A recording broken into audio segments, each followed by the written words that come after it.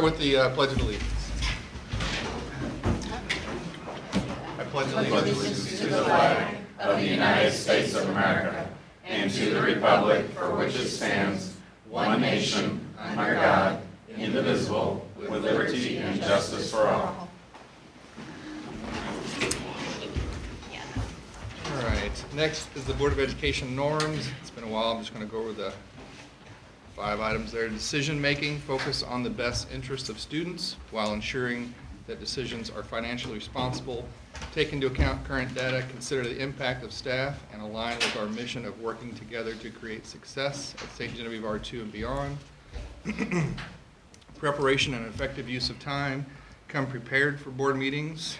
I'm going to shorten these. Cohesion, speak with one voice. Representation, act as ambassadors for the St. Genevieve R2 School District. And behavior and interactions, listen to understand and communicate to explain. Next, we have the MSBA Monthly Report. Welcome to the November edition of the Missouri School Boards Association's Board Report. We begin with a look at the 2024 MSBA Annual Conference in cooperation with MASA and MOASBO. This year's event was once again held in Kansas City. MSBA President Jonathan Russell got the conference off to a great start at the first general session. During his remarks, he shared the story of how public education transformed his life and ignited his passion for serving on his school board. Neither my parents nor my grandparents graduated from high school. And statistically, I should have been a dropout. But my experience in public education allowed me to rise above my background. My school and teachers provided the support I needed to thrive. Public education has the power to transform lives just as it transformed mine, and that's why I'm dedicated to this cause. My education ignited a passion for reading and a desire to serve my state and community. It often feels surreal to participate in school board meetings or even help run my school business. I reflect on how differently my life could have unfolded without the education I received in public schools. Published author, stand-up comedian, and public school teacher David Edward Garcia was the keynote speaker for the first general session of the conference. He shared the story of his journey from being an at-risk student to graduating with 3 master's degrees. Garcia ended his presentation by thanking school board members for providing the foundation for student success. So let this conference, as we're opening off and kicking off, let this conference be the day that says thank you. Thank you for what you do. Thank you for helping students who might not even believe in themselves. Thank you for possibly being the only positive, for creating a structure that might be the only positive that they get to hear or see. Thank you. Thank you for creating systems that might be the only chance that children have to eat or even survive. Thank you for giving of yourself in this sacred calling to help people who may not have the language to all the time say thank you, but we do it anyways. From the bottom of my heart, let today be the day that says to all of you, thank you for saying yes to this sacred task of helping students. During the conference's third general session and banquet, MSBA presented Champion for Children awards to Peter Hershend and Dr. Margie Van Dieven. Peter Hershend served on the Missouri State Board of Education for over 26 years before retiring earlier this year. Hershend told the audience that much like any achievement, an award like this is not something you earn by yourself. All good things in education have to be done as a team. When good results happen, you can count on 2 things. You can count on a leader, and you can count on a team. You will not find anything, whether it be in education or in your chosen other professions, where you do not have leadership and a team. Former Missouri Education Commissioner Dr. Margie Van Dieven spoke next. She said that schools have seen unprecedented challenges in recent years, from the pandemic to AI and school safety concerns. And yet, you in this room have not stepped away from those challenges. You have faced those head on and talked about how do we establish policy? How do we make this work in our communities to serve our children? And for that, I want to say, as all of you are champions for our children, what hope that brings. What hope in face of all of those things that we're dealing with, that we have volunteers throughout our entire state who understand that strong schools need strong communities, and that strong communities need great schools. In addition to the outstanding general sessions, the conference featured more than 70 concurrent sessions on a wide range of topics, Missouri's premier education trade show, the Education Expo, MSBA's Student Showcase of Public School Programs, and much more. MSBA's Delegate Assembly also met in conjunction with the annual conference to establish the position statements that will guide advocacy work during the coming year. And finally, on December 5th and 6th, MSBA's Center for Education Safety team is hosting a 2-day safety summit titled The Secret to Great Crisis Communications and Emergency Planning. The summit is designed for school leaders focused on crisis planning and will provide valuable insights, best practices, and practical strategies to effectively prepare for and navigate through crises in school settings. Engage with expert speakers and connect with peers to enhance your crisis management skills to keep staff and students safe. Visit the MSBA website for information on registering for the Safety Summit. That's it for this month's edition of the MSBA Board Report. Thank you for allowing us to have some time at your board meeting, and we'll see you in December for the next MSBA Board Report.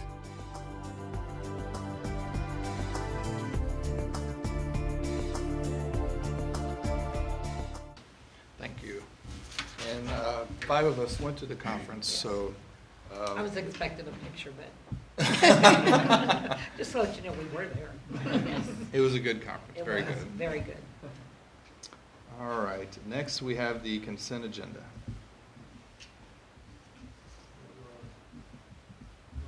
Motion to approve the consent agenda item as presented. Second. I have a motion and a second. All in favor? Aye. Any opposed? Motion carries.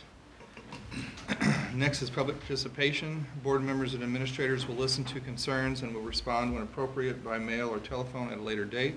In order to speak during public participation, a public comment form must be filled out and submitted to the board president prior to the beginning of the meeting. Per policy BDDH-1, public participation at board meetings, the following rules will apply to the public comment portion of the meeting. The public comment period will not exceed 15 minutes. No individual will be permitted to speak more than once during the period.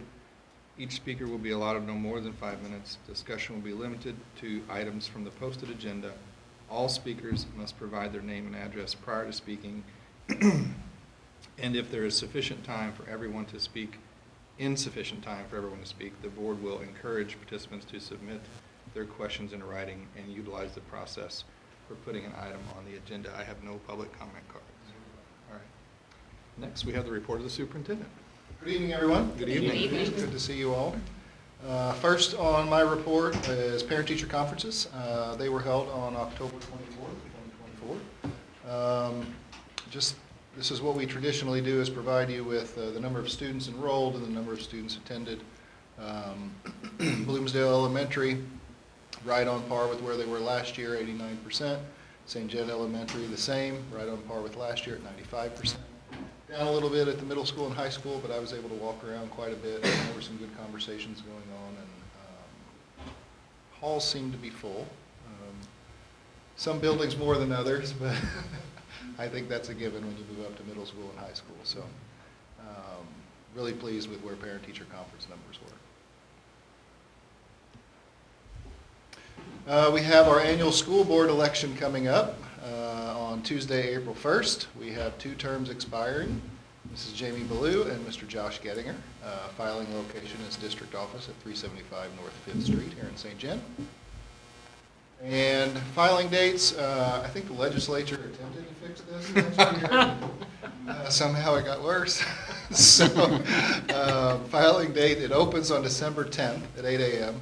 and it will end on December 31st at 5 p.m. So Chrissy and I are fighting on who's coming in that afternoon.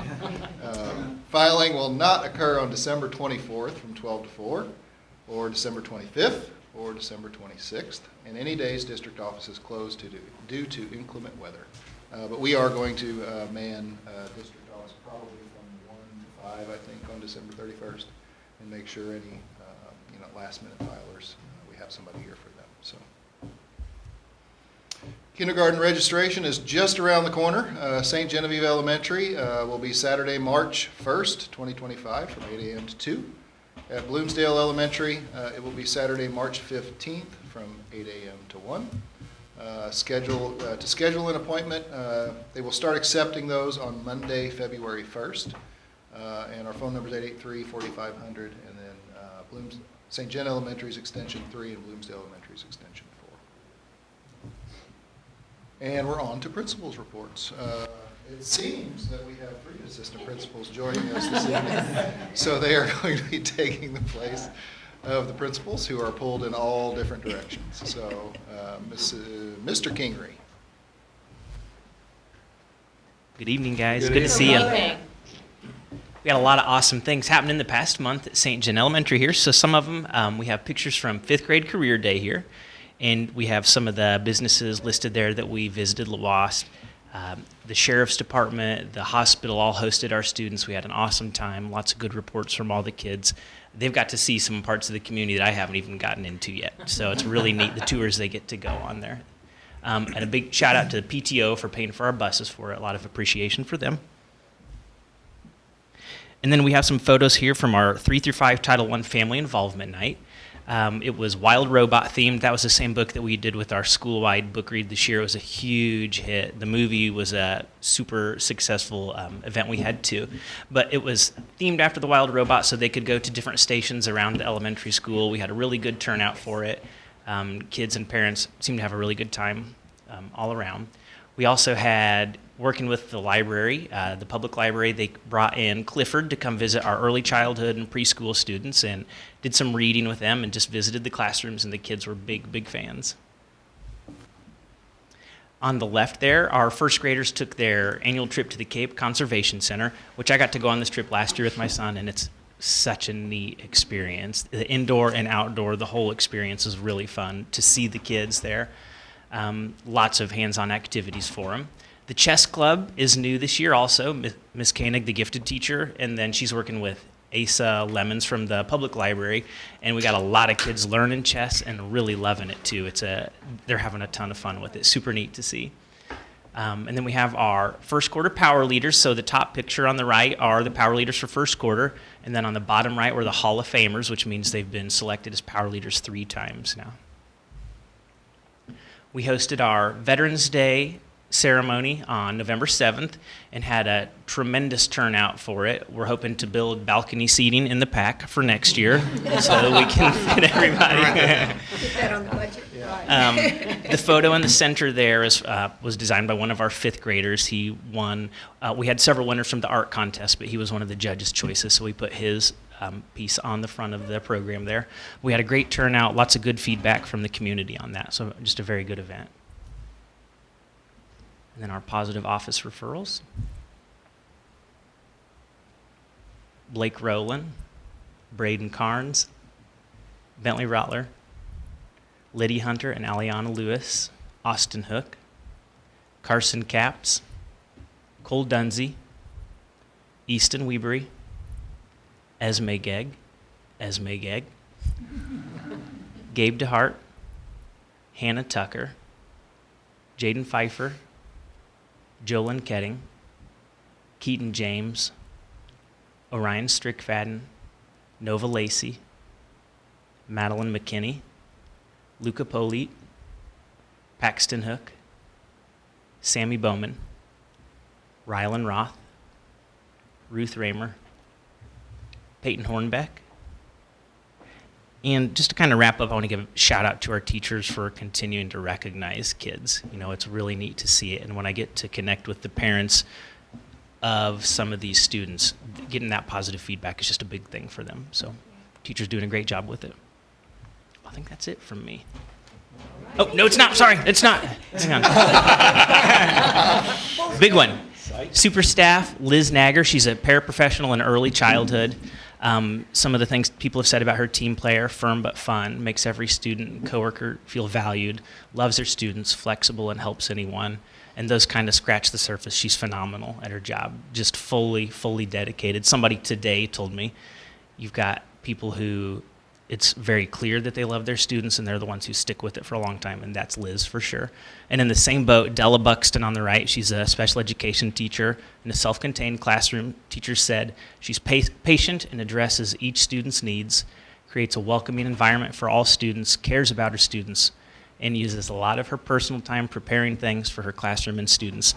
And if you come in any time after 7 p.m. and still see a car on the back parking lot, it's probably her. She's a very, very dedicated worker. Okay, that's actually it. Thank you. Thank you. I'm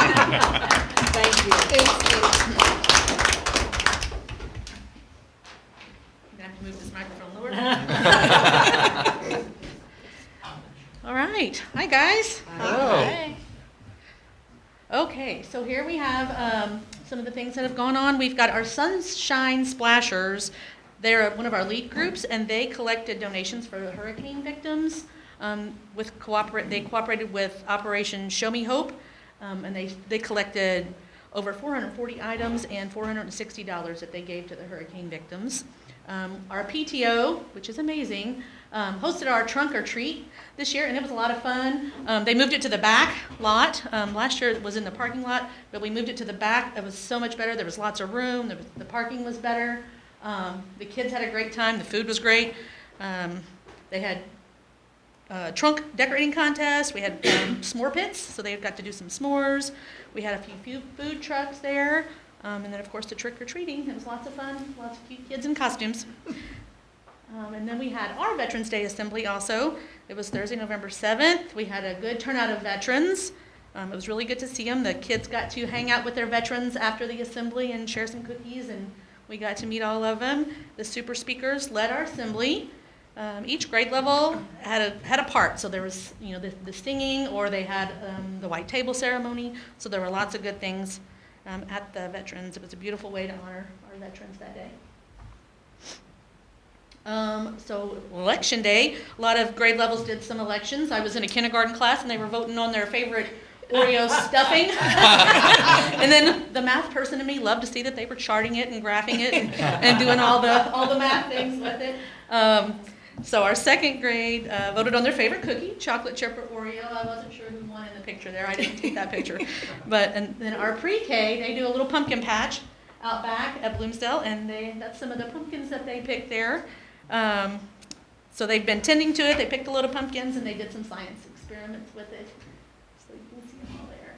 And our second grade did a pumpkin thing as well, where they, math activity again, counted the seeds and grouped them by tens and used the place value activity. Let's see. And then we had our Halloween party with the parade, and we were characters from Inside Out 2. And you can see some of our parade and some of our little guys in costumes. And then we had our fifth grade had career day as well.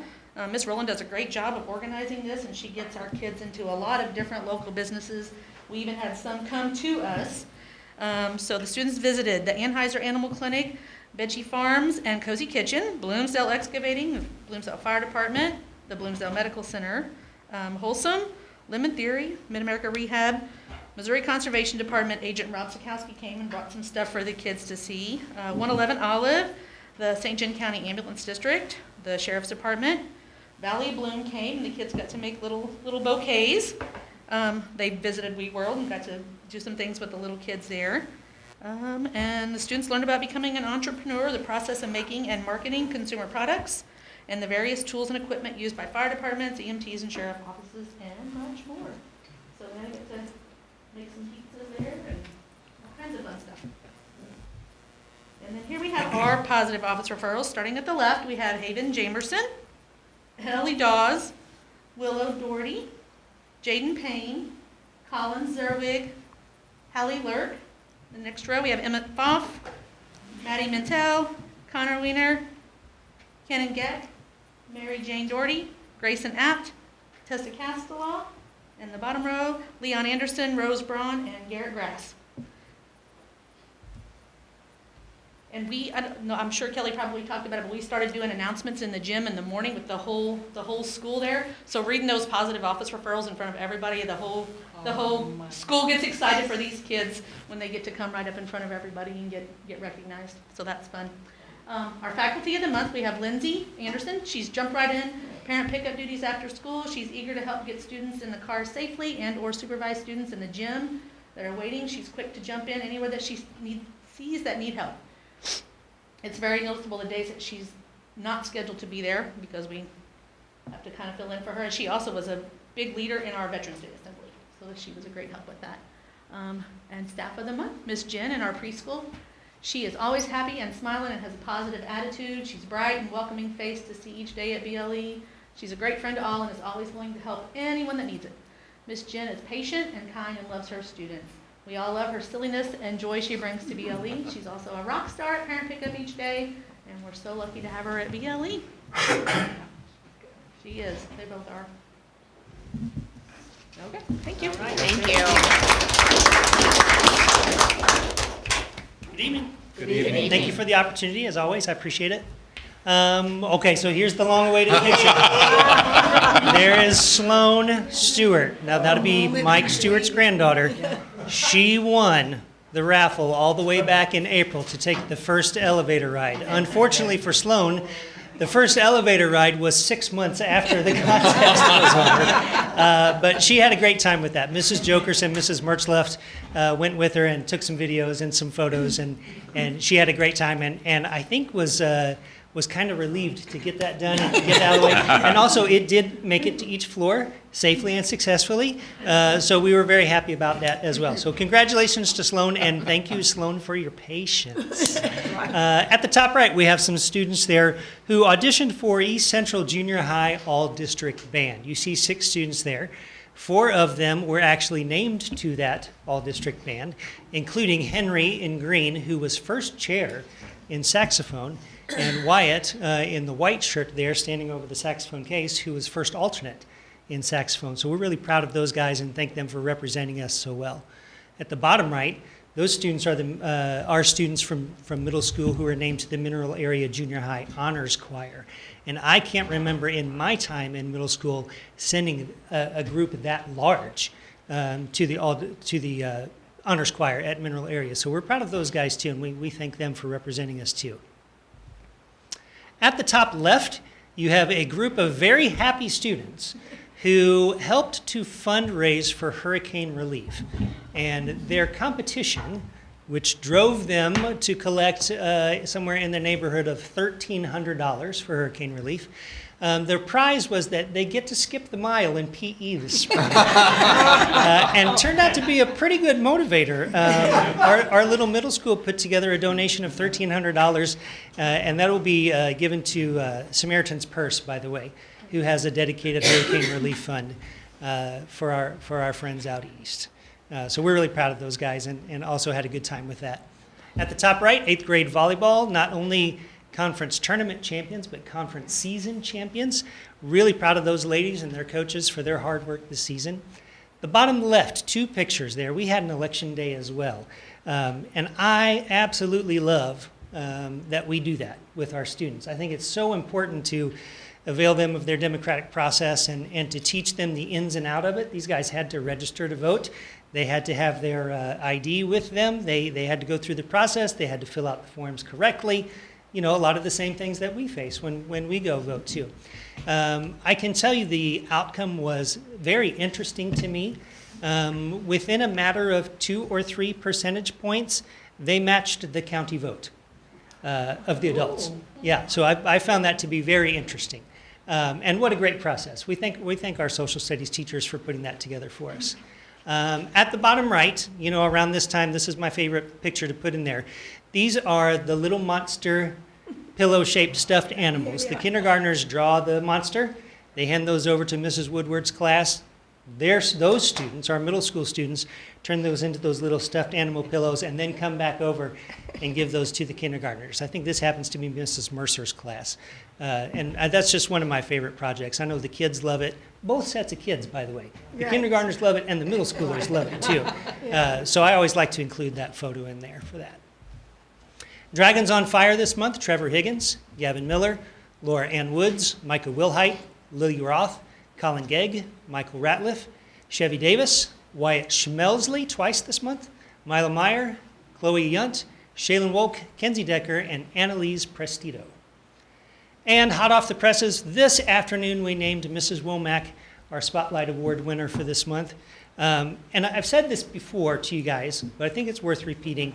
When we name our Spotlight Award winner, we receive usually 20, 25 different nominations spread out over 7 or 8 people. And I absolutely love that, because it means that not only do we have people that are worthy of those recognitions, but we have people that look around and can say they are worthy of those recognitions. It's a very supportive staff, very collaborative, very cooperative, and I love that we have so many rich nominations. Mrs. Womack, for example, they said Audra is always helping those around her and taking on difficult tasks with teacher helpers. That's one of her Dragon groups. We really appreciate it. Audra is always taking care of us for our classroom needs, announcements, publications, and bulletin boards. And Mrs. Womack is a talented teacher and great champion for our students. She always thinks of their best interests first, especially in tough decisions. So congratulations to Mrs. Womack. I think she's a repeat Spotlight winner, so congratulations to her. Last slide is just some dates for you to keep in mind for some things that we have coming up. Immediately, fall play is this weekend, The Wonderful Wizard of Oz, 1 o'clock in the PAC. We'd love to have you out for that. And as I take my seat, we'll just leave that slide up there so you can see what's coming up. Have a good night. Thank you. Thank you.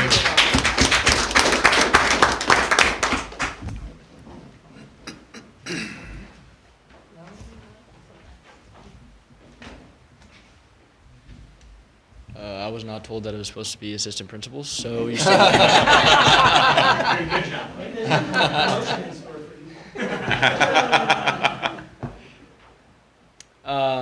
Pictured here, we have a picture of Gaming Club over there on the far left, and then up here on the top was FCCLA. They did like a Disney Princess night where some elementary students got to come in. They were dressed as Disney princesses. They got to hang out with them, do some fun stuff with that. Down here on the bottom, I believe, is Mrs. Kaba's class. And hung some stuff up on the walls to celebrate some things in there as well. First, our Elk Student of the Month was Jolie Parker. Our Rotary Student of the Month was Chloe Staffen.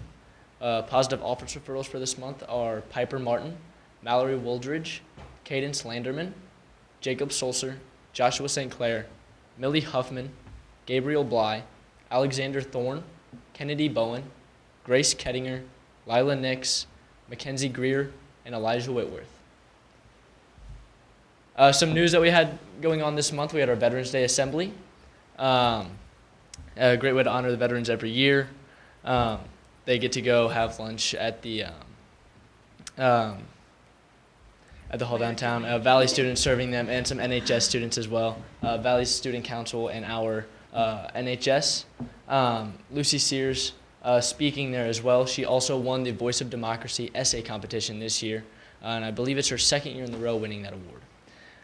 There in the middle is Mrs. Uzel for our Red Ribbon Week Assembly. We had that during our short week where we were able to do a Spirit Week and have our speaker there give a great speech during the school day as well. Over here on the right is our PAG, or Principals Advisory Group, whenever North County came to visit with their Principals Advisory Group. Got to shadow some, go down with a couple of classes. It was also during our club day, so they could see how that works with students getting out of class and going to club meetings. During that same day, students from St. Agnes came and visited the high school as well. So they were kind of able to work together and go visit some of the different classrooms with Mr. Roth's 4th hour and Mrs. Crump's 3rd and 5th hour entrepreneurship classes. Some more news that we had a big month, College and Career Fair at the end of October. Lots of companies and colleges coming in. I think this was the biggest year we've had so far. And I know there was a lot of students that I talked to that really enjoyed getting to see what they actually can do in the future. In the middle is our National Honor Society induction. All of the new students that were inducted into the National Honor Society, they got recognized. And over here on the right is London Whitehume getting nominated for All-State. He did not achieve All-State, but he did get nominated for the All-State Award in choir. To start off, we had our fall sports wrapped up.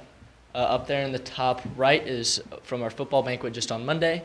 A couple of award winners were Drew Merriman with the Andrew Marzuko Loyal and True Award, myself for the Scout Team Player of the Year Award, Jacob Schweigert there in the middle for the Hog of the Year Award, and Paul Taylor on the far right winning the Goon of the Year Award.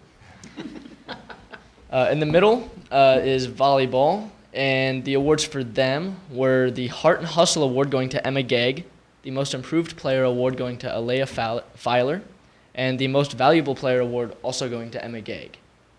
Down there on the bottom left is cross country.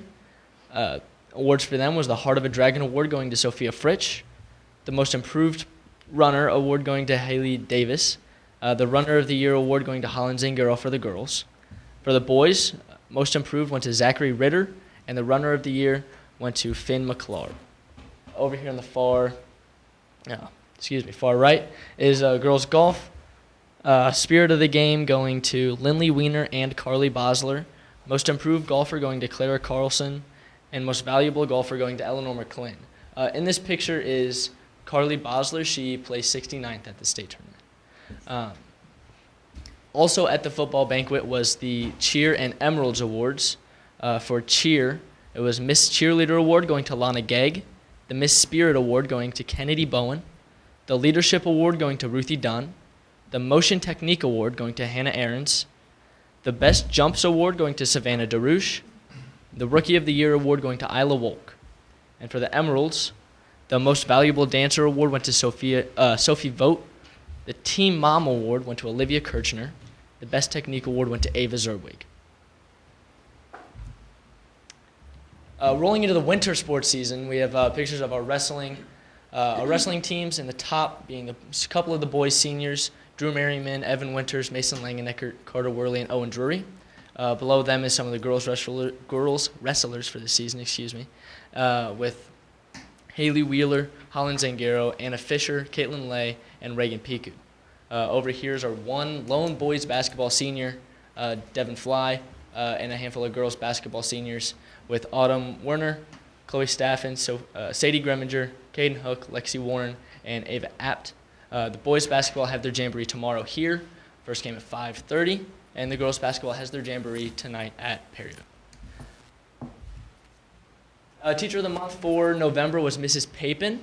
Well, what the student wrote about her was that she always puts her effort, she always puts her all into every class.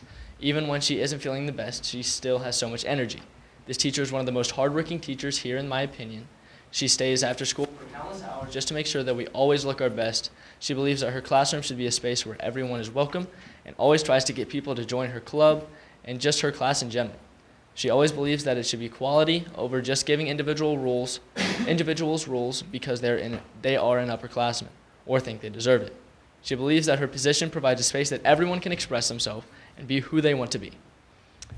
From personal experience through theater, Mrs. Papin always values every student and every person that she comes into contact with. So, very deserving. That's all I got for you guys. Thank you. Thank you.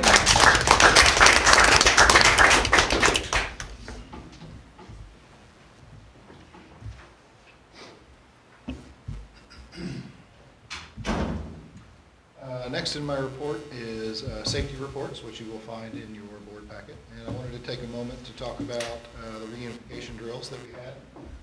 On October 23rd, we held a reunification drill at Bloomsdale Elementary School, and on November 1st, we held a reunification drill on the main campus here. There was a lot of anxiety leading up to this. I think it's been 14 years or so since our last reunification drill. I was a teacher in high school at that time, and I think I was on the search and rescue team. So it's been needed for a while, and it's just very, very difficult to plan. As we began having discussions about it, some anxiety came up, both from students and teachers, I think.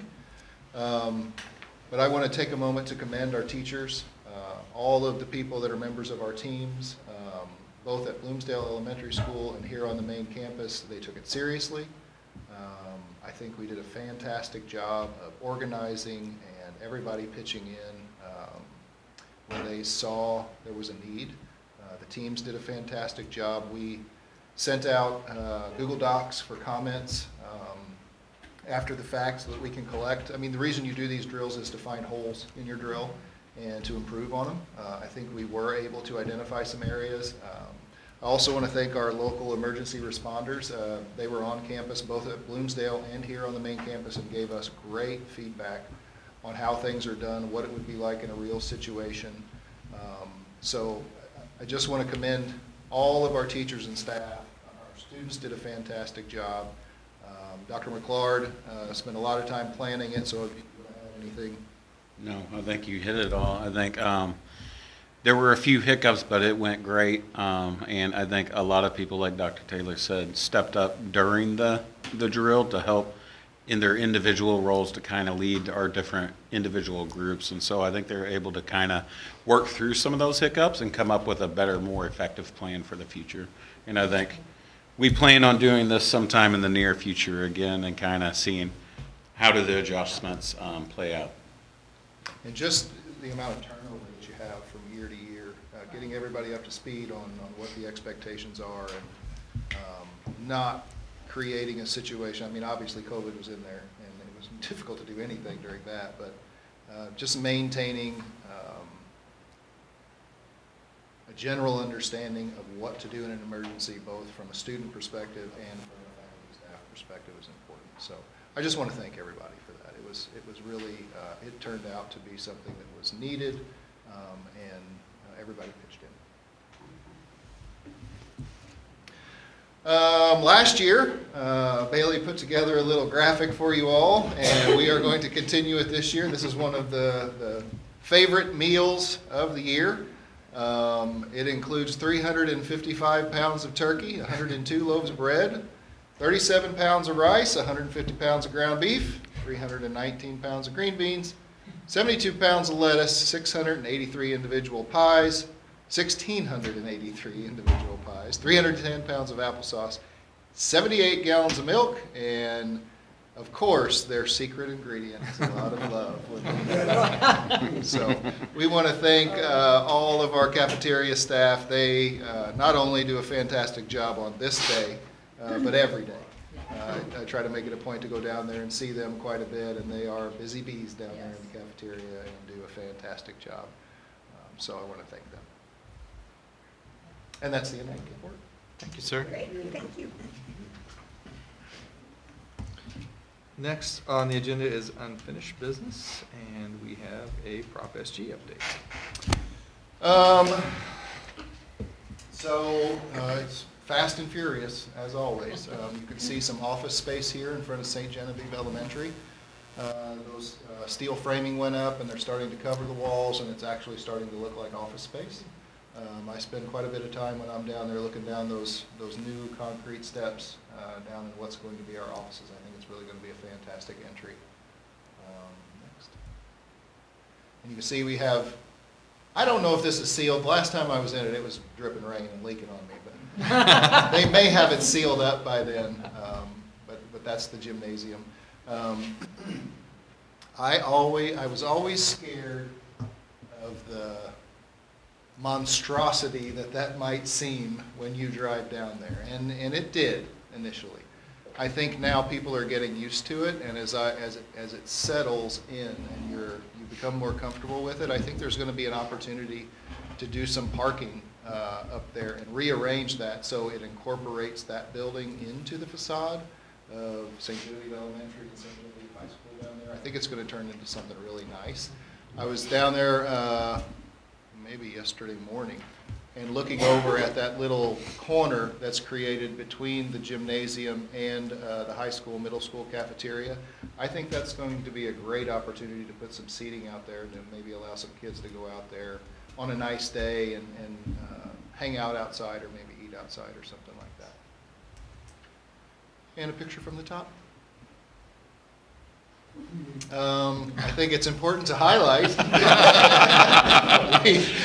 we have waited so long and went through probably 4 different inspectors with 4 different understandings of what needed to be done in our elevator, but it finally got finished, and we're very thankful. So Early Childhood Center. Bale, did you leave that dirt track in there? No? Okay. Thanks, Bale. So as I'm creating these presentations, what I do is I copy over last year's presentation and then I update it to our current agenda, and Bailey's kind enough to go in and update some pictures. Well, the old pictures are on there. Last year at this time, that was just a big pile of dirt. It was just flat, and they had just got done moving the dirt around and flattening it out, and it was really amazing to think that a year ago, where that sits was just a dirt field. So I went out 2 Sundays ago and kind of walked through. They're hanging the ceiling. They're putting the drop ceiling in. Ritter Painting is out there just painting away. Tile is going in. Flooring is going in. It's really starting to shape up. And you know, I say it every time, but when I stand at that hallway and look down at those 10 classrooms, it is exactly what we pictured whenever we were taking people and going and visiting other facilities. It's going to be a fantastic facility. That's the one. And you can actually see the color. Each one of those cubbies is going to have a different. The previous slide had yellow. That one there on the left has red. It's orange. I'm sorry. Thanks. There's the dirt track. Thanks, Bailey. Oof. So a year ago. It's pretty amazing to think about how far it's come in a year. So. And then just to return to the athletic facility, this seems to be the direction we're going. KRJ, our architects, got back with me and gave me an initial layout of what the inside could look like. I went down and talked to Dr. Nix. I went down and talked to Mr. Bonnell. I think Dr. Nix reached out to Jay Pope as well to kind of just get a framework on what it needs to be. So I got some updates from them and sent it back to KRJ. We're meeting, I think, on Thursday for a general update meeting, and hopefully they'll have another drawing, and by next month we'll have something a little closer to solidified to show you regarding the interior and what that's going to look like. So, just some more pictures that I shared with you last month. Can I ask a quick question about that? Yes, sir. So for the facility itself, we have middle school and high school wrestling. Are they going to accommodate both sports at like both schools, middle school and high school at the same time? Is it big enough, or how's that going to work? So I don't think so. I think middle school is still going to be housed in the middle school gymnasium. Okay. Mr. Bonnell was just telling me when I was down there talking to him about this that he has 92, 72 or 92 students, athletes in our current facility, and he's trying to manage that. And I'm sure there's some staging, and some kids are out doing this while other kids are in, but that's a challenge. This is going to help with that tremendously. But no, I think middle school is going to stay. They've got their mats in their middle school gym, and they'll stay there. Not that they couldn't use it, but I think the goal for this was to get a high school boys, girls, since we've added the girls team facility that they can utilize that has enough space for them. Okay, cool. And on to the St. Genevieve County Hazard Mitigation Plan, which happens every 4 years. 5. Every 5 years. Yeah. You start planning, you want me to cover this, right? They start planning every 4 years, though. So they reached out to us, they set some dates, and let us know that the plan is being developed. The process for it is similar to what they did in, I guess, 2020. I think prior, right to when the world changed, I guess. Within the mitigation plan, we are supposed to identify possible hazards. Of course, you can't predict the future, but you try your best. And then come up with possible plans to mitigate some of those potential hazards. So some of the action items that we've talked about are similar to the ones that we've put in our plan in the past, because they're still either continuing or they're still in the queue waiting for one day maybe to happen. So for instance, a safe room, updating the EOP yearly is in there. We do that already. Securing generators in case if there's a major emergency and we need power in the meantime. and then the annual inspection and maintenance of our facilities. So those are our big plans. Part of the process is that we adopt a proclamation, and it's my understanding that we're adopting the draft that we're going, the FEMA timeline is very interesting. This is not our decision, by the way. We're adopting the draft with this resolution, and we're using our previous plan and the draft as a springboard for this is what we would agree to use. And I was told that barring any unforeseen events, the plan would be accepted, and that's what the final draft would look like.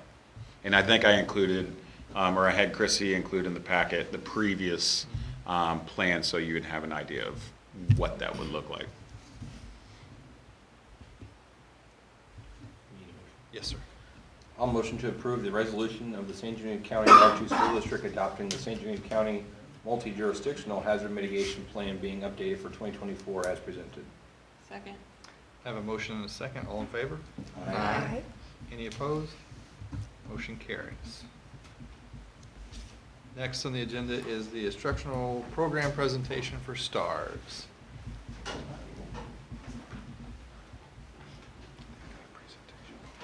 Good evening, guys. Good evening. Good to see you. I brought along the staff with me, so I kind of introduced these guys. It's Joe Hall and Susan Fleeg, so they're with me tonight. And I kind of want to recognize them, and because I think we make a good team, and it takes us all together, working together to make our program work. So I just want to make sure I recognize and I appreciate those guys a lot. Yeah, so before we jump into that, I'll kind of talk about, can you go back to that last slide? There we go. I wanted to let you know that one of our STAR students came up with this for our slide. So we just thought that was kind of cool. So wanted to use what he made up. So, and he's on track to graduate this year. But anyway, so yeah, go to the next one for me. So I just wanted to share that with you. Yeah, STARS stands for, it's the acronym for the St. Genevieve Alternative to the Regular Setting. We've been around since 2013. I've been a part of the program since inception. At that time, I started out, the first 8 years I was a teacher in the program. And then this is my 4th year as the director of the program and a teacher as well. Now, this is Joe's 2nd year, and this is Susan's 1st year. So, but I think as far as our, I wouldn't say, I think we try to all pull together, but I think we try to give everybody the same in the classroom. We're all teachers. Even though, she's listed as an aide, but we're all teachers because we try to give those kids one-on-one instruction. But I just wanted to let you guys know that we try to share that with everybody. Everybody has a good say-so in there. All right. Yeah, one of the things we started this year was the STARS Wall of Fame. And since I've been in the program, these are the kids that's graduated through our program, graduated high school. So we put their name on the wall, what year they graduated. So last year, I think we had 4 kids graduate. Previous year, 4 years, 4 kids, and then we had 6 that year. Now this year, we're anticipating at least 4 kids graduating, 2 in December, and then 2 in May, and that's what we're hoping. And we may get another one here or there, but that's what we've got on our plate right now. In the STARS program, right now we currently have 17 high school kids, 3 middle school kids. We also serve kids in OSS, and so I think there's 7. I think we're getting ready to have 8.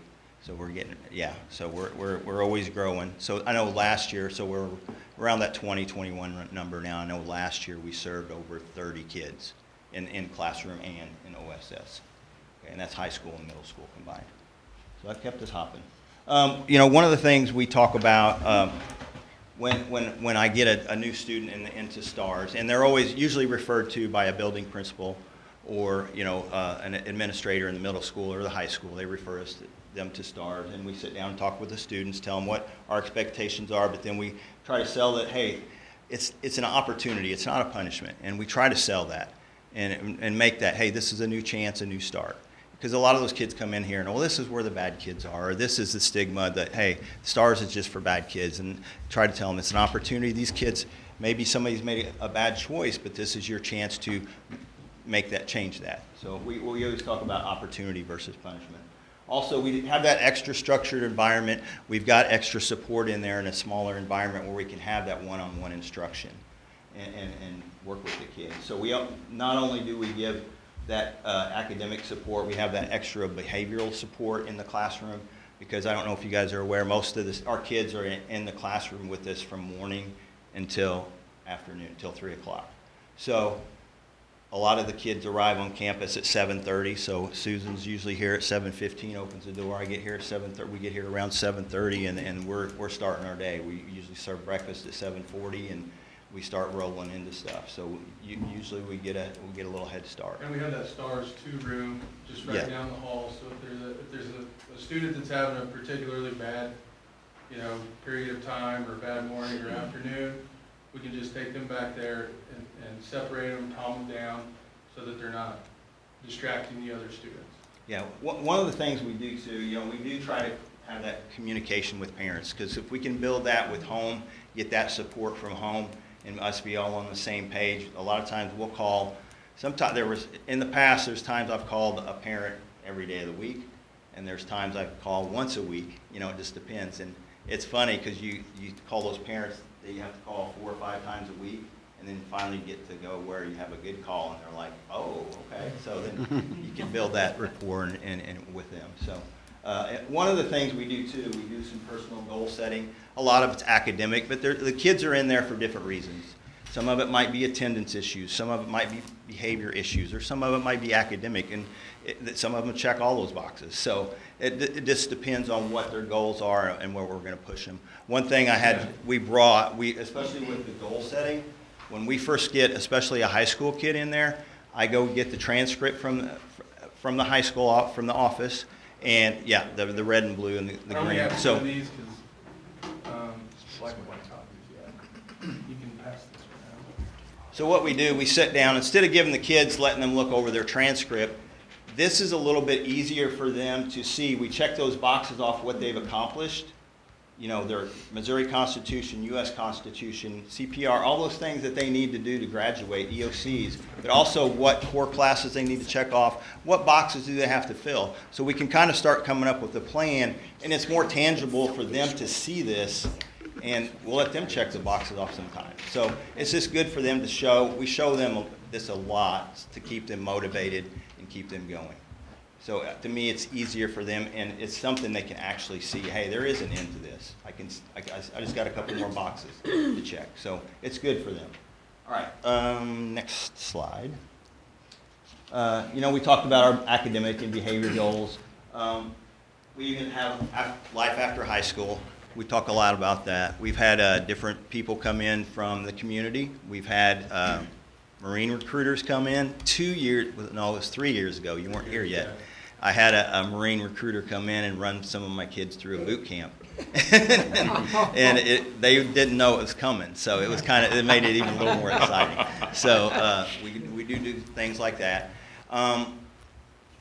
We do have kids, they can earn their way back into the regular education setting. And we do have some kids we got 4 kids that go out in a hybrid schedule right now from the high school. And then we've got 3 high schoolers that come into our classroom 1 hour, 2 of them 1 hour a day, and then 1 2 hours a day. So they were with us, those 3 were with us last year as 8th graders.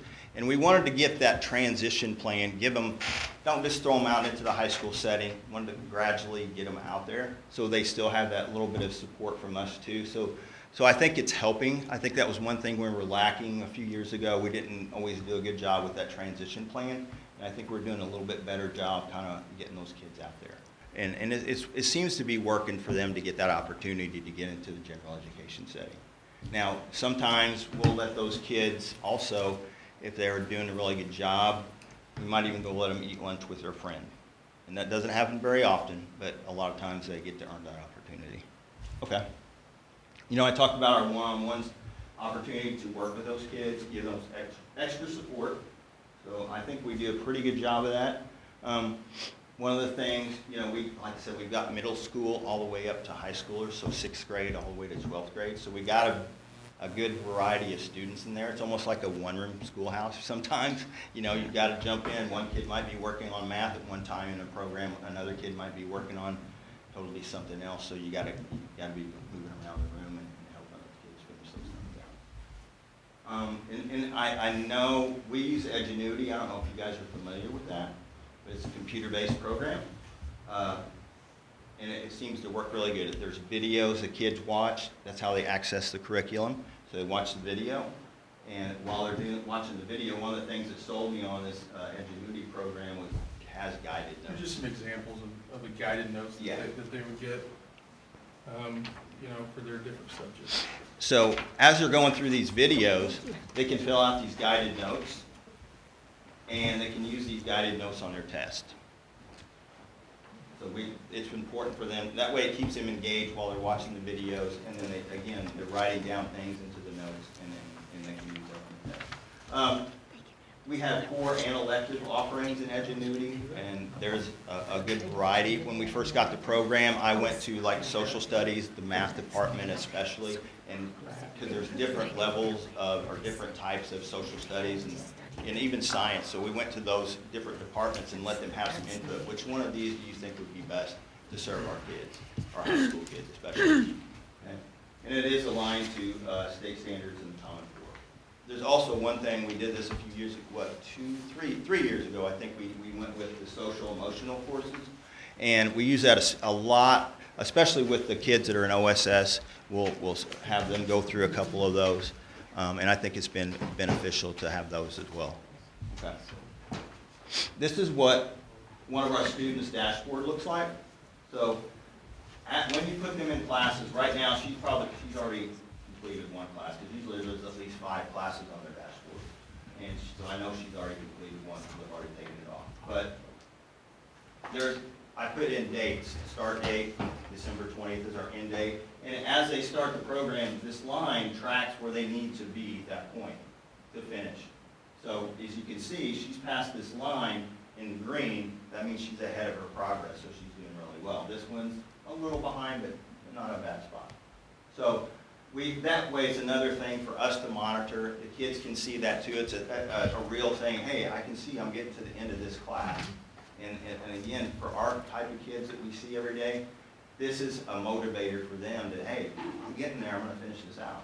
And what we used to do, and we changed this, we used to say first hour, everyone's doing math, second hour, everybody's doing ELA, but now what I've found, if you give the kids, let them have the freedom to choose, and say, hey, you just go do this, as long as you're getting 3 to 4 quizzes done a day, I'm going to let you do it however you want to do it. One of the things some of the kids do, instead of keeping everything balanced, some of the kids will focus on one subject, complete it, move on to the next one. I just got to tell the parents ahead of time, okay, when they get your report card, there's going to be some zeros on there, but as long as they get it done by December, we'll be okay. I think the next slide maybe reflects that. Yeah. So again, we were talking about sometimes they're behind progress, and this is where, sometimes this is where we might pull a student back to the other room and work with them more one-on-one, get them away from the group, and hey, we're going to take some freedoms away from you to get you back on track. Okay. All right, next slide, please. A typical day, I kind of talked to you guys about, we usually start the day, everybody starts coming in 7:30, 7:40 in that neighborhood, but we eat breakfast in the room. They come in, they sign up for breakfast. Mrs. Fleeg goes and brings breakfast back to the room for us. And while we're eating breakfast, usually we'll do CNN 10. Well, that's our kind of start to the day. And we like to do that, kind of start the day off slow, because we can see what our kids' mindset is when they come into the room. Some of the kids, you can tell right away, they're not ready to go yet. So that might be where we pull that kid out too. Hey, what's going on? What happened? Why are you upset? But we always start the day out with breakfast, CNN 10. We might do some Wordle or a global. And they come straight in Yeah. to the room. There's no like hanging out with their friends in the commons. Correct. They come right into the stars room. So, and we do some Mark Rober stuff. We'll watch some videos to get some discussions going too. So we'll stop it and talk about things like that. But again, get that going. Then usually about 8:30, 8:45, depends on what we're doing. We'll get back, we'll start getting into our Edgenuity classes.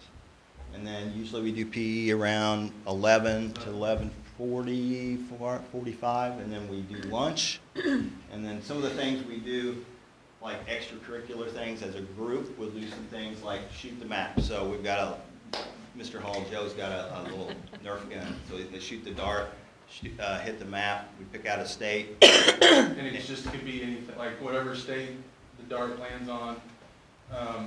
We came up with some questions, or, you know, like, you're looking up the state motto, you look up the state bird, state tree, state flower, famous band from the state, you know, that sort of thing. And everybody picks a thing, and then we'll go around the room, and everybody shares what they learned about that state. Yeah. One of the cool things we've done, and this has been since we started the program, is called Positive Side of the ABCs. And each week we go through the alphabet. So at the very first week of school, we start with the letter A, and we come up with, as a group, we generate a 3 to 4 word positive statement that begins with the letter A. So, and if you want to go to the next slide, I think we might have a picture of it. Yeah, this is it right here. So this was one of them from the past years. So what we do, we let all the kids generate statements. We put them on the board, we vote on them as a class, and then whatever's chosen, they get their name put in there for that letter.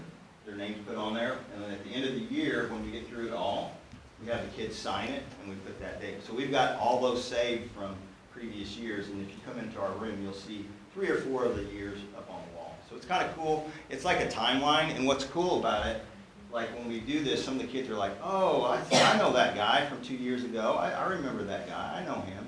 So I think it builds that family and that kind of, that bind, like, oh, that bond that like, oh, okay, if they can do this, I can do this. So I think it kind of helps build that culture too, like, hey, this is all one type group. This is where we do the math, so this is one of our students at Matthew. So, all right, next one. All right, some of the things we do to get the kids, instead of sitting in the room all day, we try to, besides PE, we try to get them out and about. You know, sometimes I know in the mid-mornings we might take a couple of them on a walk just to get them out of the classroom. But once basketball season starts, they're going to help me with laundry. They're going to go down a lot. We're going to put laundry in the washing machine. We'll go back later. We're going to put it in the dryer. We're going to fold it or hang it up, whatever we need to do. So we're going to keep them busy. And also, we've got backpacks for Fridays. We've been doing that ever since. So when a shipment comes, it goes to the Performing Arts Center back below in the storage. So when it gets there, it's on pallets. So what we have to do is sort it out. Our group goes to sort it out, what we keep, and then what gets sent to Bloomsdale.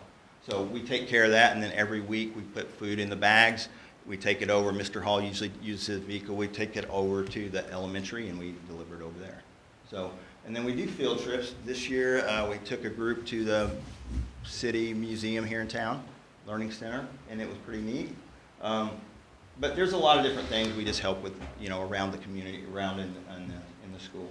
Now here lately, we've been doing chess. A couple of our kids like to play chess. Jason, it really got him going. But I know you got to witness that. We had Dr. Draper come in and play chess. He played Dason a couple times, and even He got beat once. yeah. Don't tell him we told you that. But even Brandon from Tech came over one day and played. But we like different people to come in and be a part of that. But anyway, that is pretty cool.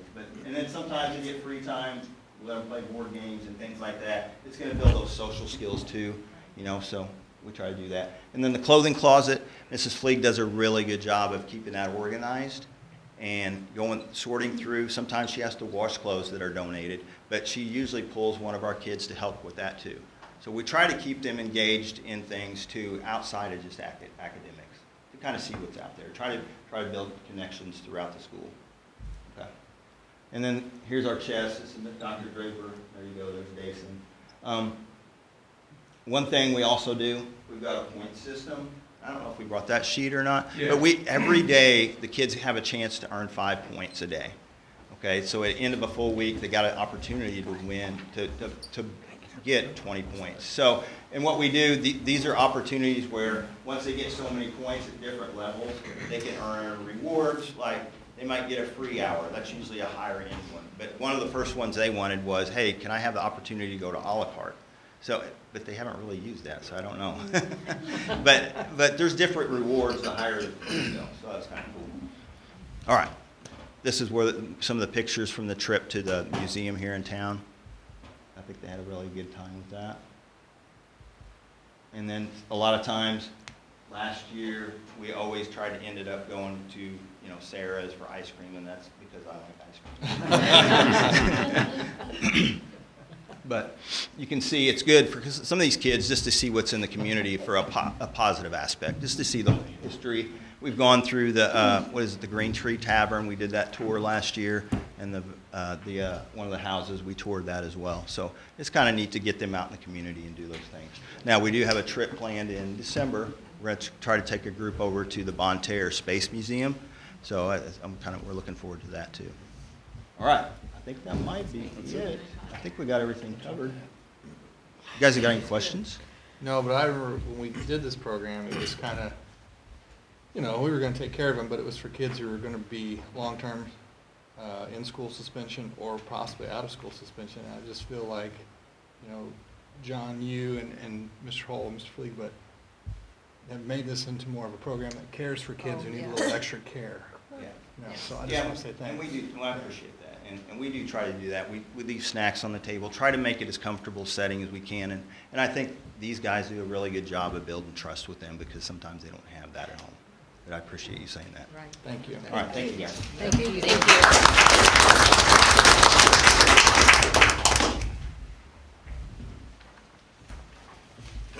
All right. Next on the agenda is new business, and the first item is the annual audit. That's a nice transition. Fortunately, or unfortunately, they were not able to finish the audit. We wanted to put it on the agenda just in case they got it in last minute and were able to attend and go through that with us. Crystal called them today. They do not have it done, so we will put that back on the agenda and plan on being in attendance in December. The next item is the amended budget. Yes, you all have a copy of the amended budget. There were some changes both up and down. The focus of this revision was updating salary and benefits amounts along with transitioning away from contracted transportation coding to district-owned coding, because when we started this budget, we were still making that transition and we just left our contracted costs in there. We've now transitioned all of that out. All of those salaries are within our salary codes, and we transferred all of the supplies and all of that stuff off of the contracted codes onto district-owned codes. So that was quite the task, but Crystal did a good job doing that. We reviewed building level expenditures, but made very few changes. I don't even think we sent those updates. We just reviewed what had been expended up to this point. And it didn't look like it needed to be adjusted at this point. We'll look at that again in November and probably get some input from building level principals in November and see if they need to adjust or steal from this account and put in that account, or how to balance those individual accounts. There has been a bit of movement up and down on both revenues and expenditures. If you compare this budget to the budget that was adopted in June, you will find the transportation coding shift as well as the updated revenue projections based on our assessed valuation of the major changes. When the June budget is created, we're forced to make some projections based on assumptions related to assessed valuation. We don't have those numbers in. So at this point in time, we know the assessed valuation and are able to make a little more accurate projections. We try to maintain a fiscally conservative approach and apply that to our assessed valuation estimates. We're in a bit of a unique situation. Most school districts, when they receive their assessed valuation, obviously everybody doesn't pay their taxes. So you never have a 100% collection rate. So in the past, what we would do is we would estimate 94, 95% collection rate with the hopes that it would come in higher than that. With our tax protests ongoing, several years ago, Dr. Fleeg did some evaluation, and we were in the 60% collection rate. So we maintained a 63 or 64% collection rate estimate over the past several years, and adjusting that from a 63% to a 64% collection rate this year is somewhere in the neighborhood of $300,000 difference. So we were a little conservative with that as well, but we have to keep in mind that that's ongoing and a significant challenge that the district has to face when we're generating a budget or updating a budget. That actual amount of escrow, tax protested money in escrow is roughly $28 million. I was communicating with Lisa Marshall several weeks ago and received the updated numbers for this school year. She's been working with Linda Wagner to identify the amount of protested money in there. We don't have those exact figures yet. I anticipate having those hopefully by December or January, and then I'll update you at that point what those figures are. If you will turn to the final page of the budget book, you will see balance projections for operating funds, which are funds 1 and 2. It shows a decline in projected balances, right at $873,000, which is a little less than half of what was projected in the June budget. So we were able to dial that in a little closer. My overall position on budgeting remains conservative, and I feel comfortable with what I'm presenting to you this evening. I anticipate we will finish in a better position at the end of the school year. And just to review a few changes, overall change, June budget, we had a revenue estimate of just over $32 million. With this amendment, that has been increased to just over $34 million. Current local taxes, 5111, increased slightly, right at $1 million. And like I said before, an adjustment from 63 to 64% on that collection rate is about a $300,000 difference. State assessed railroad and utilities was increased just over $350,000. And basic formula collection, due to a coding area, I corrected that and it decreased about $1.1 million. Regarding expenses, the June budget expense was $49 million, just over. This February amendment has $49.6 million. That increased by about $432,000, and I'm pretty sure the majority of that is our Prop SG projects. We estimated that's a $15 million expense we're estimating. We have until March of 26 to expend those funds to avoid arbitrage, so we plan on getting that out. But that's a huge estimate on what we're able to get accomplished, how many rain days we have, where we are with the athletic facility. So that number's going to be in flux for quite a while. Crystal took the lead on salaries and benefits and had Megan print out a payroll report that allowed us to more accurately estimate what salaries and benefits are going to be. When the June budget is created, we do not know all of our new people coming on staff. We have an idea of who's leaving, and we have an idea of what their salaries are going to be, but we leave them in as placeholders because we don't want to take them out of the system and then we have a $60,000 or $70,000 hole that we're missing. So we leave them in, and they're obviously veterans and they're going to be paid a little more than maybe some new teachers coming in, so there is going to be a difference, but we still leave them in as placeholders, and that's another source of variability in the June budget. So I want to thank Megan and Crystal. They do a fantastic job working together down there. Megan in payroll to get that payroll report out, and then Crystal took the initiative, and she has received her school business specialist certification from MOASBO. So I think she just had a meeting this past week in this room and has kind of taken the lead on getting some of those meetings together because, they're on an island. School business officials are not numerous, and if you can identify some colleagues that you can steal things from and talk things through with, that's a huge benefit. So she's taken the lead with that, and she took the lead on the salaries and benefits in this budget and updated it. I came in to update it thinking, boy, it's going to be a long day, and she's like, I did that yesterday. So it was fantastic. Then I had to go in and do revenues, and so I have to buy her lunch, I think. With that, I will take any questions you might have.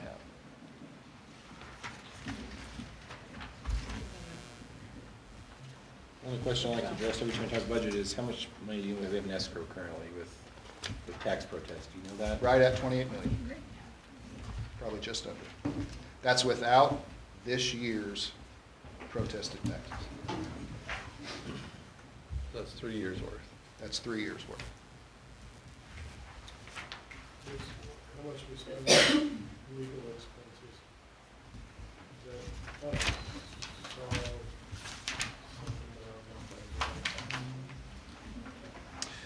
So this budget has,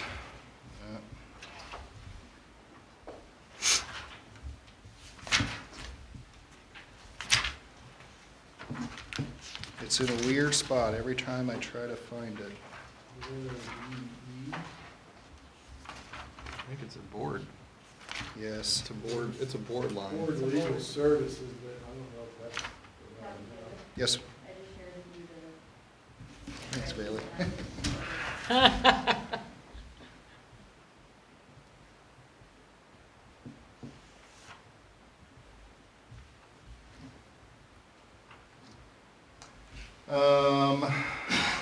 I don't like looking at this number. Is that right? Fiscal year 22, so that would have been the 21-22 school year, $242,000. Fiscal year 23, $226,000, and fiscal year 24, last year was $176,000.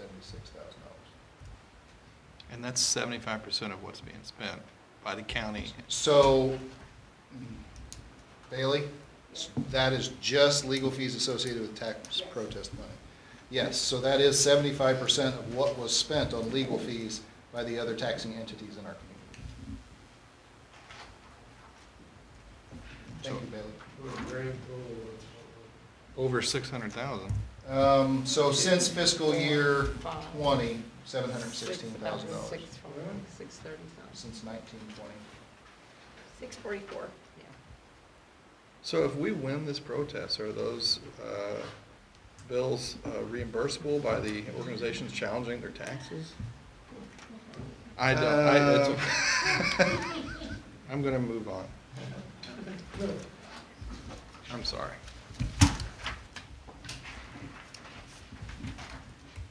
Any other questions for Dr. Taylor? Thank you for all Yeah, your. Thank you. it's Yes, very this is a comprehensive. monster. Mm-hmm. And it came out early to review, and that was Yes, nice. yes. Thanks. Had a lot of help from the district office lady, so I want to thank them again.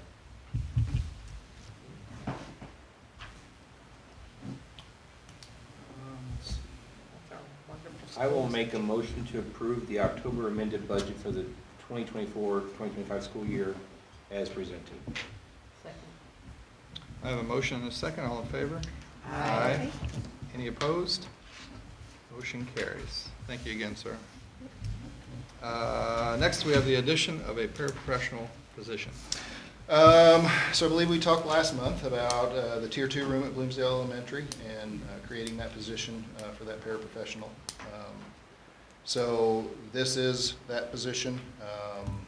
They are definitely in need. I think they are serving quite a few kids out there. I've talked to Kelly and Mrs. Ram as well. And they're struggling to get her lunchtime. And she's, like many of our teachers, very, very dedicated and would rather sit in and eat lunch with the kids and not take her duty-free lunch. But we need to provide that to her. So I think it's essential we get a paraprofessional out there to help out. And, by the way, this was in their original ask when we started this program. And I think we wanted to assess where we would be and how busy we would be, and they have been in my ear for about 2 months saying, hey, we're busy. It was in the original plan. We need some help, so. Super busy. I'll motion to approve the addition of a paraprofessional for the district. I'll second. I have a motion and a second. All in favor? Aye. Any opposed? Motion carries. Next is the addition of early childhood center positions. Okay, quite a few here. We sat down together in the office, Bethany Getting, Jamie Drury, myself, and I think Bailey was in there too. Dr. McClure, were you there? Not for that one. Oh, you were lucky, I left you. To talk about timing, what positions we would need, how many students we had. Bethany, you can chime in at any point, please feel free. We think at the moment we have enough students to fill about 8 classrooms out there. So based on the information that Bethany has collected thus far, we used that to figure out how many new teachers, how many new paras, and then talk about administrative assistants, parents as teachers, who's going to do what, basically. So this is where we landed. An administrative assistant.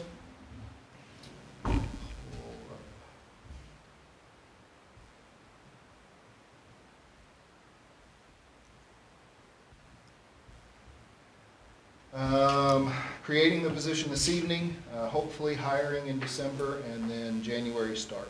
Bethany, can you talk about what that person will be doing in January?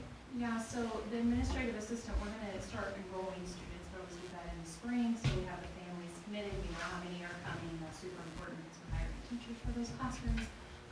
So to enroll, we're talking over 100 kids right now, and that's without any new applications coming in, and I get applications almost daily.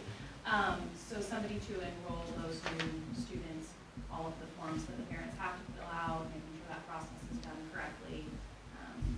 And then obviously just helping get the center up and running. There's going to be a lot of things that need to be done as far as documentation and ordering and budgeting and things like that.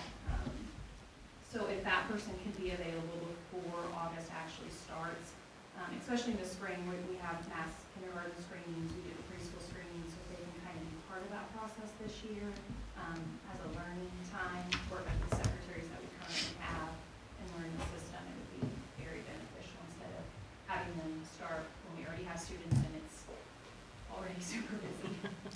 Our original thought was that would be a 10.5-month position. That's going to be impacted by our summer program out there. We don't, and we kind of talked through what it might look like this summer, providing some services out there.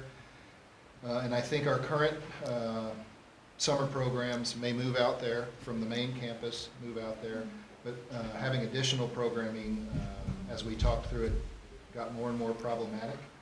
And where we landed was it's probably best to get this off on the right foot without adding more things on our plate.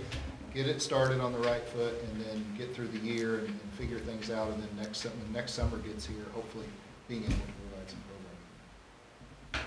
programming. Next on the list is a parents as teacher educator. I can speak to this too. So we currently have 2 parent educators, and every year DESE gives us an allocation of based on how many children we have in the community, what we should be providing as far as screenings and home visiting. That allocation cannot be met with 2 people working 40 hours a week. It's just not physically possible. So every year we might get close to our home visits, but then our screenings lack, and screenings help us identify the students who need services. So now I've kind of had the girls focus more on screenings, but then they don't get as many home visiting in. So they have to kind of choose where they're going to spend their time, and we can't provide enough of those services to the community without another parent educator. Our paraprofessionals have learned how to give screenings, but they're only available certain times to do those, so they really can't handle that full time. So based on the needs of our community, we really need 3 parent educators to be able to provide those screenings and home visit services. Bethany, can you talk about, does DESE provide salary for all 3, or is it just like a flat? So it's reimbursable for every home visit they go on, Okay. and every screening they give is reimbursable, as well as like the community group connections we do. So when we join the library or our summer kids series in the park, all of that is reimbursable.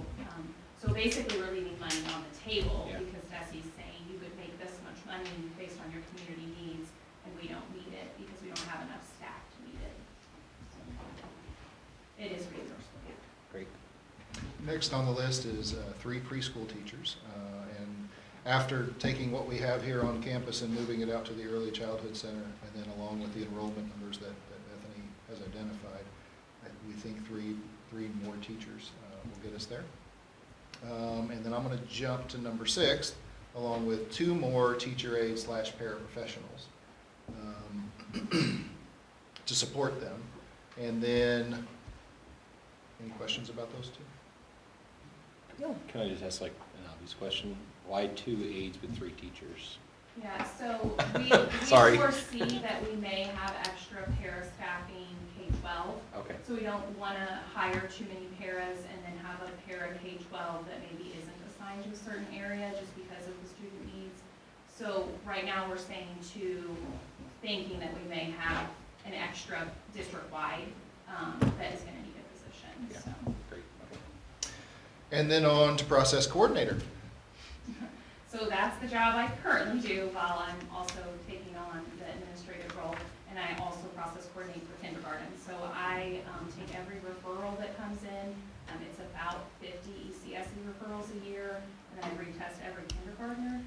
So that's a meeting for the referral, that's all the testing that I do, and then a meeting for the eligibility, and I sit in on every IEP. We have about 50 ECSE IEPs and about 20 kindergarten IEPs. So my process coordinating job is full-time. So if I have to continue to do that and also take on all the administrative roles in the building, I will be in meetings more than I will be able to work with the students and the teachers. So that position really needs to be a full-time position. And that is also another somewhat reimbursable position because ECSE is funded a little bit differently than K-12 special education. Next one is nurse. I think that's pretty self-explanatory. We obviously need a nurse for 100 kids out in a playground available. No monkey bars. No monkey bars. No monkey bars. Good idea. And then I talked to Jordan, and she feels comfortable with. We're going to need it. This is another situation where they ask for the moon, and she really wants to put 2 people out there. I think we can start with 1 and see where we are, and then if there's the need, we can add some support. I've also worked with Alicia Henry, our custodial supervisor, and they've been out to the Early Childhood Center to identify some things that they're going to need, and then to evaluate staffing in order to get that hired as well. So that's where we are with early childhood positions. It was quite the meeting in talking about how to organize timing for all of this. I sent you all an update email with all the timing and what our thoughts are. Obviously, we need good applicants to apply in order to meet all those deadlines, but this is the first step in that process. Can you talk a little bit without, I know you can get into the weeds because you and Bethany know all of this, but having the right combination of kids in the classrooms so that a lot of these positions end up being reimbursable. Sure. So the easiest way to reimburse is through our special education funding, early childhood special education. But for that to happen, our special education numbers have to meet a certain criteria from DESE. So depending on the needs of the classroom, like if it's a very high needs classroom, we call it a low incident room. Most of the students in there might be using like communication devices, they're nonverbal, they really need a lot of one-on-one. Those salaries are reimbursable, and then we also have our self-contained classrooms. They can have a larger amount of students in them, but again, they have to have an IEP. That's reimbursable through special education. And then our hope is to be able to integrate some more classrooms. So what would happen there is students who can function in a somewhat typical classroom can be integrated with other tuition-paying students, kind of like co-teaching almost. And then that position would be paid for also through special education funding, but you have to have 50% of the IEP kids in the classroom. So that's where it gets kind of tricky because based on our population, we're not going to have 100 IEP kids to be able to also have 100 regular ed kids and then get everything paid for. But that is something that we're being financially cognitive of to make sure that as much as we can get reimbursed as possible. Then there's also a lot of grants out there, so that's really where we'll get the most bang for our buck as long as Missouri continues to do that for early childhood. So if we can get startup grants or reimbursement for our free and reduced students, that'll bring a lot of revenue into the center as well. But then when we put that application out there, because it was shared by a lot of people, what kind of response did you get? A lot.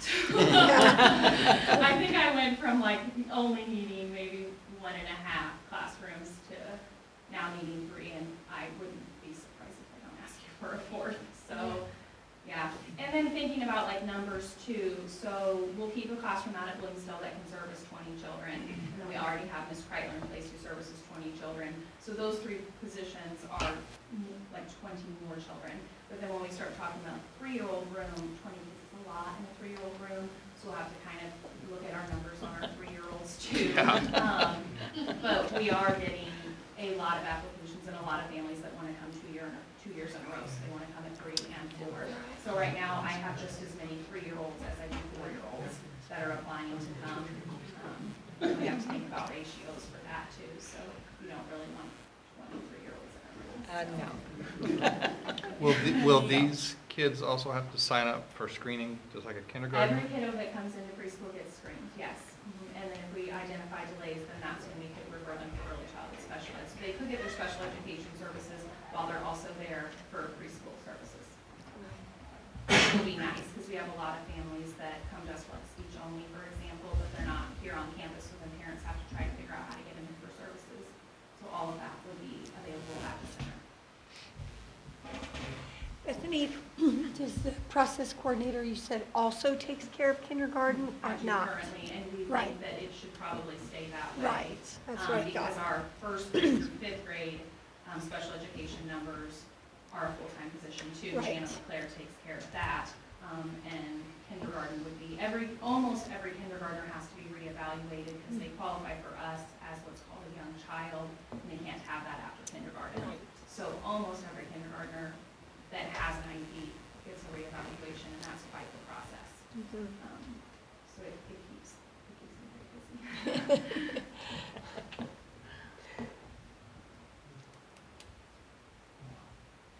Big job.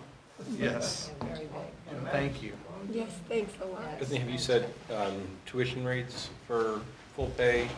We haven't really announced anything with that yet because we're very hopeful that some of those grants will become available again. And certain grants offer like free tuition for the regular paying families that are in the classroom. So it could be possible that if certain classrooms qualify for a grant, we could have like scholarships. So we haven't really announced tuition rates yet because we're kind of trying to see what grants we'll get. So hopefully we'll find out more about that by the end of the year. So all these people signed up even without knowing the rate? Correct. We did have them fill out free and reduced lunch forms ahead of time. It didn't guarantee that they're free or reduced because they have to fill it out after July 1, but it at least gave us an idea of how many families we would have that were going to qualify for free and reduced. But yes, all of them based on we just want to come. Yeah. So are you also the grant writer? Yes. I thought so. Yes. Yeah. And we've had some success with that in the past. Ms. Kreitler, we actually wrote a grant for her classroom a few years ago, and she received like 3 years of grant money to pay for things for her classroom, $50,000 a year. So that was a really great grant. So like those things come around again, then we can use them at the center. So. Very good. I shared some with these guys today. I had somebody ask me, well, do they have to be potty trained? So our current policy is that they do to go into the preschool rooms we have right now, but we focus on 4-year-olds in that room when you're out from kindergarten. So that is things we're going to have to talk about when we start creating a student handbook, because developmentally not all 3-year-olds are, and that could be something we can work on with them. So It was just. they do ask that though because it's always been a rule that they have to be sufficient with potty training. So some people drop from the list because they're not ready. They're not for that, ready yet, so. Are we going to be able to transport kids to early childhood? Only special education. Unless Paul magically comes back. He's very bus knowledgeable. Oh, yes, he's learned a lot. And we did look into the needs of the Bloomsdale community, and I don't know if you saw that on the application, but if you live in Bloomsdale and transportation is an issue for you, that was kind of an automatic qualifier for that particular classroom. A lot of families said, I work in town, I can transport to town, so that kind of helped us figure out too how to meet the needs of the community. It's nice to still have that classroom out there. Full day. Is there part-time options Not right now. Our early childhood special education comes half day, but the rest of the program is full day. Now you can come 5 days a week, or on Monday, Wednesday, Friday, Tuesday, Thursday, but all day is what we Yeah, offer. that's what I was implying. And will the center also run on school hours like the preschools here do? Well, time frame hasn't really been decided yet either, and our website kind of tells parents we're not 100% sure of before care or after care, but we will offer something for early drop-off and late pickup. A lot of families noted that on their needs assessment that they need to drop off earlier, they can't pick up at school time. We've talked a little bit about like the traffic issues too, so that's not decided yet. Paul, can you talk about, these are, I know the answer, but salary schedule? It's going to be the same as Right. or for elementary, middle, and high school, correct? Has there been any discussion if it'll be just the same school calendar, if there will be summer care, summer programs? So kind of like he mentioned, this summer, no. Right. And honestly, the needs assessment that we had, there weren't a lot of families Right. that elected to have summer care. And like, while we're figuring out kinks and making sure everything's going to move smoothly through the school year, we might talk about summer care next year. Like the summer of '26. Yes.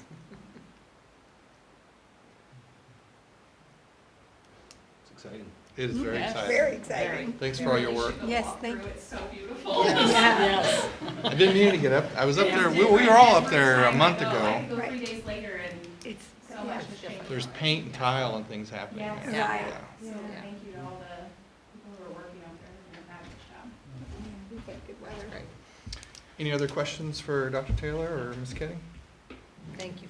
Thank you very much. I'll make a motion to approve the addition of positions for the Early Childhood Center as presented. Second? I have a motion and a second. All in favor? Aye. Any opposed? Motion carries. Don't get applause very often.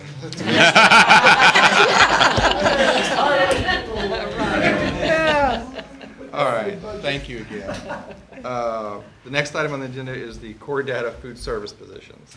So currently, Lori Meyer Roth does all of it. She helps Jordan with food service and pitches in doing some inventory and some other things that Jordan can't get to, not because she doesn't want to, because she's busy. So Lori came to me probably 6 months ago with a proposal to split her position into 2 positions, a food service coordinator and a core data / district registrar.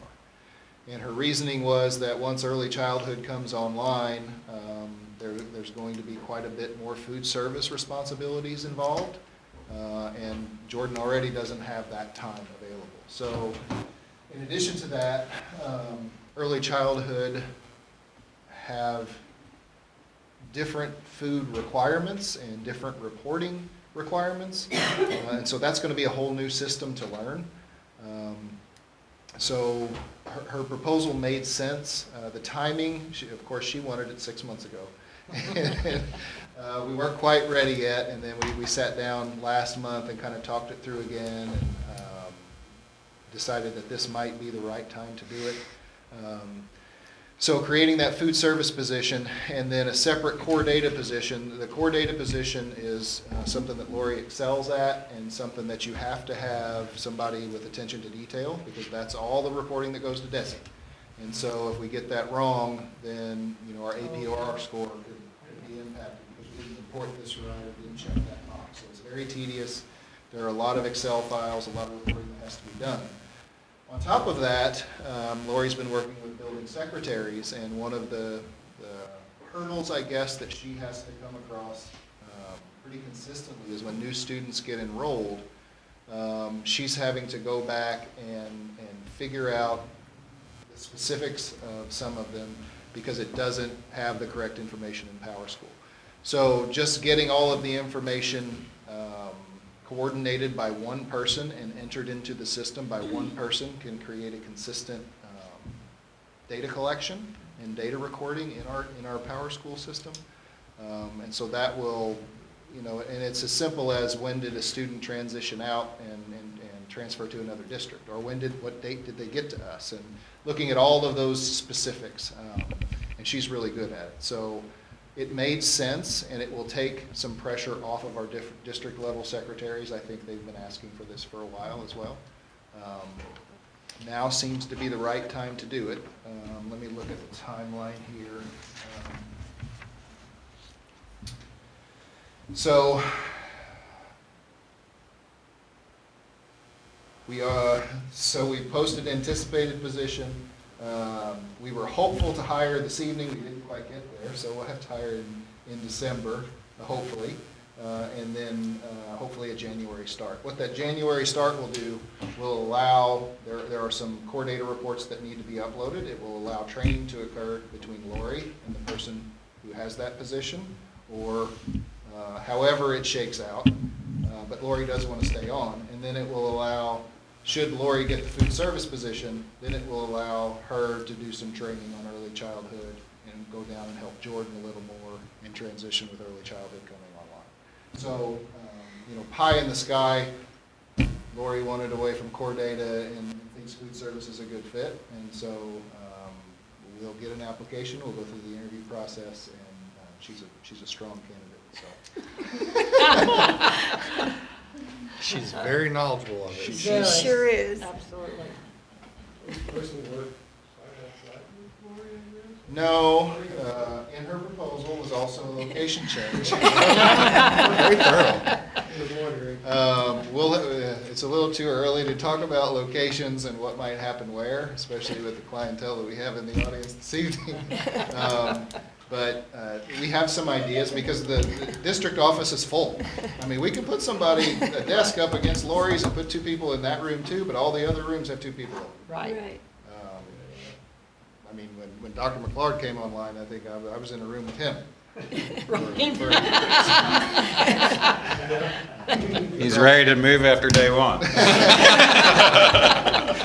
So we're kind of busting at the seams, and we're going to have to be a little creative as we look for locations. And really, having a district level registrar over in the White House in the board office doesn't make sense. No. Because how are we going to do it? That's not a prime location that parents think, oh, that's where I need to go. So we'll need to be a little creative.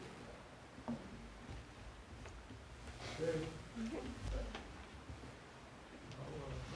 I'll motion to approve the creation of a core data hostess coordinator, district registrar position, and a food service assistant position to eliminate the current combined position. Go ahead. I'll put you, Jim. I'll put you there. I have a motion and a second. All in favor? Aye. Any opposed? Motion carries. No applause that time. Lori's applied. Yeah, she's applauding. She's at home watching. She's at home, yeah. Next item is the high school kitchen HVAC replacement. I'm rather proud of Mr. St. John there, standing next to you. He does look good. We received 2 bids for HVAC replacement. We have 2 units on top of the high school cafeteria. One is a 10-ton unit and one is a 15-ton unit. There was a 15-ton unit there, it couldn't keep up, so they added a 10-ton unit. It's cheaper to replace both of those with a 25-ton unit, and really makes more sense because you're feeding the same area. And Davy's recommendation was to do that and put the bidding out like that, and then pull that the 15-ton unit is broke, which is what started all of this. Pull the 10-ton unit off as a replacement because we've got some other 10-ton units around campus, and just keep that in reserve. So when something happens, we either have parts or we have a replacement for it. And it's cheaper to get a 25-ton unit than a separate 15 and a 10-ton. So 2 bids came in. My recommendation is to go with the Burns bid. I did have Davey call today. There was some question about the lead time on the unit. I think the units are coming from the same place. They put a 21-week lead time in there so that they know they can meet that lead time. That's being a little aggressive with the lead time. They anticipate 15, 16 weeks, but their hope is that it would be even faster We waited strategically to do this because the air conditioning got turned off. We have some time to get it in and get it fixed. So that's my recommendation. Have we done business with either of the bids there before? I think both of them. Okay. More recently, we've done quite a bit of business with Burns Electrical. I never had trouble with either one, I would say. No. And is this in the, help me, the bidding, the group that were in the consortium? No. Oh, okay. I think I've expressed some frustration with consortiums in the past. We did investigate that. Davy's pretty proactive, and he deals with Burns a lot. They're out here a lot inspecting things, and so they came out, that 15-ton unit broke. He said, hey, can you get me a quote? He did. And then it turned out that we could go through a consortium. Well, then it added 10% to that quote. I wasn't happy with that. No. I don't think we should do that. So I had Chrissy publish it in the paper for 2 weeks. Right. And we accepted bids, we opened bids, we received 2 bids and went that direction. So we didn't receive any other, these are the only 2 bids Those we are the only received? 2. Oh, okay. I'll make a motion to approve the bid from the Burns to replace, the Havoc system in the high school kitchen. I'll second. I have a motion and a second. All in favor? Aye. Any opposed? Motion carries. Any personnel changes approved during closed session this evening will be provided in the draft meeting minutes within 72 hours of adjournment. And that leads us to adjourn open session. We have to close open. Right, so first we close down at the bottom, right? Correct. Okay, I make a motion to adjourn the open session to a regular meeting of the Board of Education of the St. Genevieve County R2 School District. Second. I have a motion and a second. All in favor? Aye. Any Was opposed? that Josh? Motion carries. Yes. And now we'll go back into closed. Well, thank you, everyone, and have a Thank happy you. Thanksgiving. Yeah.